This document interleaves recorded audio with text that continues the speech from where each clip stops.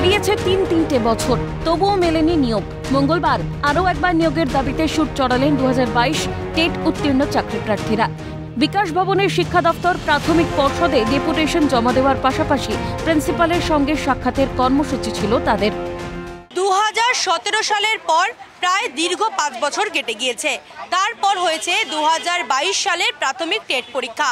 সেই পরীক্ষায় যারা উত্তীর্ণ হয়েছেন তাদের বিস্তর অভিযোগ রয়েছে এবং কিছুদিন আগে বিধানসভা অভিযানে ডাক দিয়েছিলেন তারা। এর আগে প্রাথমিক শিক্ষা পর্ষদ অভিযান করেছেন তাদের দাবি দাওয়া নিয়ে। দাবি একটাই, স্বচ্ছ মেধা তালিকা প্রকাশ ও প্রাথমিকে 50,000 শূন্য পদে নিয়োগ। পুজোর মধ্যে তালিকা প্রকাশ না হলে অবিলম্বে বৃহত্তর আন্দোলনের হুঁশিয়ারি চাকরি প্রার্থীদের। সব তো বেসরকারি স্কুলে পড়াচ্ছেন আমাদের ছেলে মেয়েদের, তারপর বিদেশে পড়তে যাচ্ছে, আর আমরা ওই সরকারি প্রাইমারি স্কুল থেকে পড়ে এসে সেখানে শিক্ষকতার স্বপ্ন দেখছি। আর কিছু চাই না, আন্দোলন করতে কেন নামতে হবে? কিন্তু আজ যদি কোনো সদুত্তর না পাই, বাংলার বুকে আন্দোলন হবে, সেই আন্দোলন স্বতঃস্ফূর্ত আন্দোলন হবে, সেই আন্দোলন কিন্তু আটকাতে পারবেন না।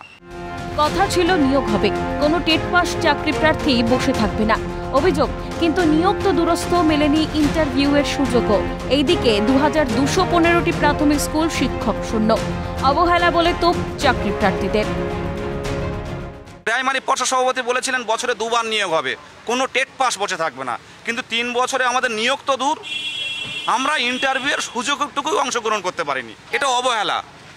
ওবিসির একটা জট ছিল, ওবিসি জট থাকলেও গতকাল একটা নোটিশ দিয়েছে স্পেশাল এডুকেটরদের জন্য। একদম তাই, 50,000 শূন্যপদে আমাদের নিয়োগ বিজ্ঞপ্তি প্রকাশ করতে হবে, কোনো টেট পাস যাতে পড়ে না থাকে, এবং স্বচ্ছ মেধা তালিকা প্রকাশ করতে হবে। প্রতিটা টেট 2012, 2014, প্রতিটা টেট 2017, প্রত্যেক টেটের পরে একটা করে ফ্রেশ রিক্রুটমেন্ট হয়েছে। 2022-এর টেটের পরে এখনো পর্যন্ত কোনো নিয়োগ হয়নি, সেই নিয়োগ বিজ্ঞপ্তি প্রকাশ করতে হবে। গত বৃহস্পতিবার এই দাবি নিয়েই রাজপথে নামেন 2022 টেট উত্তীর্ণ চাকরি প্রার্থীরা।